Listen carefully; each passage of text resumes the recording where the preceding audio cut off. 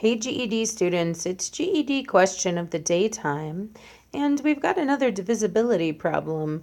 Again, these are the base skills that come up in so many math concepts that really mess with students. So learning about divisibility can strengthen you in fractions, in multiplying, dividing, algebraic skills, factoring, just a whole truckload of math skills.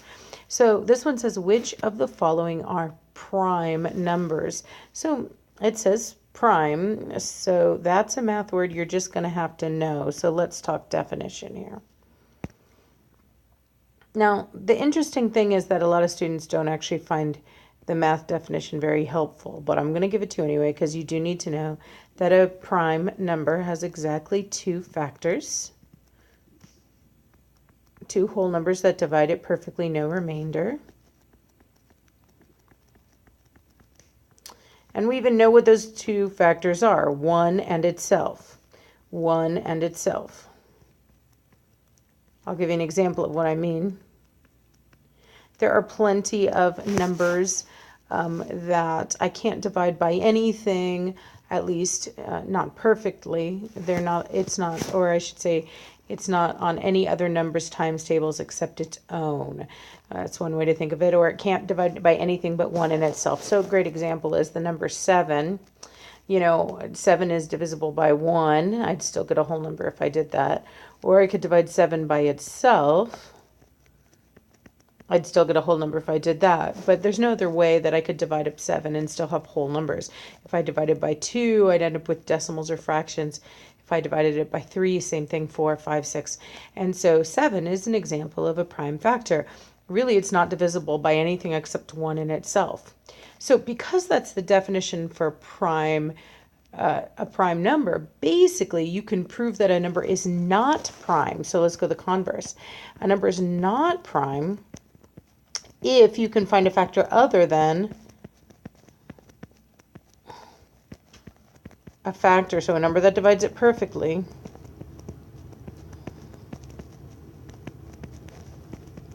other than 1 or itself.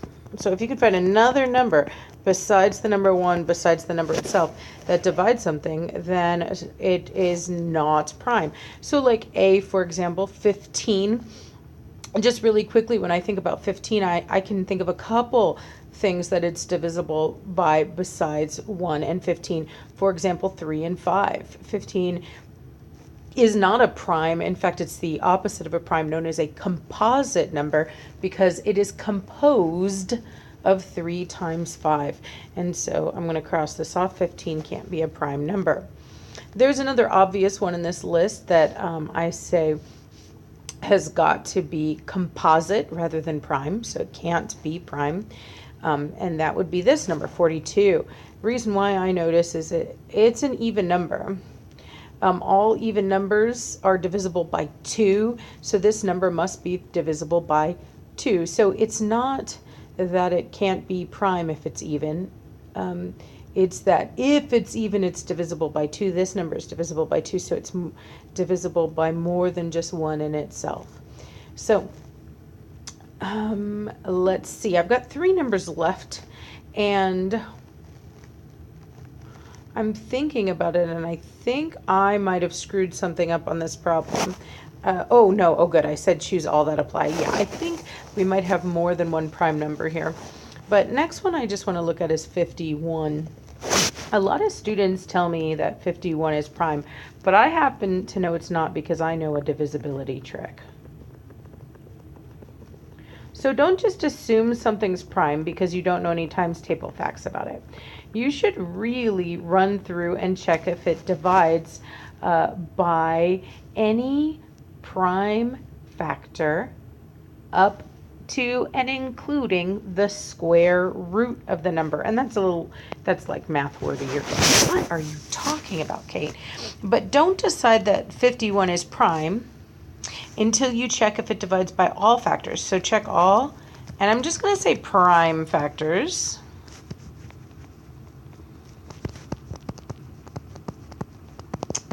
The reason why I say all prime factors is because If it doesn't divide by 2, for example, it's not going to divide by anything on 2's times tables. 4, 6, 8. Same thing with 3. If it doesn't divide by 3, it's not going to divide by anything on 3's times tables. 3, 6, 9. And so it's sufficient to just check the prime factors if you want to check for factors. Now, I tell my students, please try to memorize at least the first 5 prime numbers. They come up so much, 2, 3, 5, 7, and 11. It's useful to know that those are the first 5 prime factors.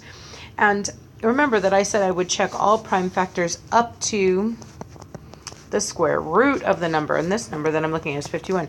Now, that's not a perfect square, but I happen to know that like the square root of 49 is 7. So I would say that the square root of 51 is about 7 point something. So what I'm going to do is I'm going to make sure I check all the prime factors up until a 7 here. So is 51 divisible by 2? Of course it's not, because it's not even. But is 51 divisible by 3? Now you have some options. You can actually do the dividing, but if you don't want to do long division a million times a problem, it helps to know the divisibility tricks. The divisibility trick for 3's is to add the digits. It's known as a sum of digits trick. So that's what I'm going to do. I'm going to add 5 plus 1 and I get 6. Now, since the number 6 is on the 3 times tables, it's divisible by 3, so is the number 51. And so I just figured out that 51 has an extra factor, a factor of 3, so it cannot be prime. Okay, so let's do the same thing with the next 2 numbers. Let me erase a little bit here so I can have some space. Again, if I was checking if 17 was prime, if I wasn't sure, what I would want to do is I would want to check if it's divisible by any of the prime factors up into its square root. Now, you might know the square root of 17, so square roots are kind of halfway through the factoring process. And that's why we go up to the halfway point, since factors come in pairs. And if you're feeling overwhelmed by a lot of the language I'm using, it's probably because you need to go back and watch factoring videos, divisibility problem videos. There's a lot of skills going into this one skill. Okay, but I know the square root of 17's about 4 point something because it's so close to square root of 16. So I'm just going to check if 17 is divisible by 2 or 3. Not divisible by 2. 1 plus 7 is 8, which is not on the 3 times tables, so it's not divisible by 3. 17 is definitely a prime number. Let's check 59. So once again, if I want to be sure a number is a prime number and not just guess, I need to check it for all the prime factors up to its square root. So the square root of 59, again, 59 is somewhere between the perfect square 49, so that square root would be 7, and the perfect square 64, so the square root of 64 would be 8. So I know I just really only have to go up to about 7 here. Okay, so is 59 divisible by 2? Of course it's not, it's an odd number. Is 59 divisible by 3? Well, I don't know my 3 times tables up that high, so I will do a sum of digits trick. That's the trick for 3's. 5 plus 9 is 14. 14's not on the 3 times tables, so neither will 59. Is 59 divisible by 5? Of course it's not. It doesn't end in a 0 or a 5. And again, these things that I'm running through are known as the divisibility tricks. Is 59 divisible by 7? 7 is one of those, the only times tables that I tell my students you have to memorize, so that you can spot 7s or divide by 7 in a hurry. But I know like 7 times 7 is 49. And if I were to count up again by 7, 50, 51, 52, 53, 54, 55, 56 would be 7 times 8. So obviously I'm going to go right past 59. 57, 58, 59, 60, 61, 62, 63 would be 7 times 9. So obviously 59 is not on the 7 times tables, so it's not divisible by 7. So now I've checked every prime factor, or every prime number up to the square root of 59 to see if it's a factor of 59. None of them were, so I could not find an additional factor. So 59 is a prime number. And once again, I realize that there's a lot of skills going into this, but if you're finding yourself overwhelmed, that means you should be definitely playing in the water of divisibility tricks for a while. So here's my prescription for you. 1, I would at least learn my divisibility tricks and make sure I'm proficient with them for the numbers 2, 3, 5, and I'm going to list 11 here. It's kind of a divisibility trick. Anyway, at least when numbers are small, you can spot an 11 quickly if you go watch that video. And 2, I would say memorize your 7 times tables. If nothing else, if you know no other times tables, memorize your 7 times tables. And then my final prescription here, if you found this video particularly complicated, is practice finding all factors.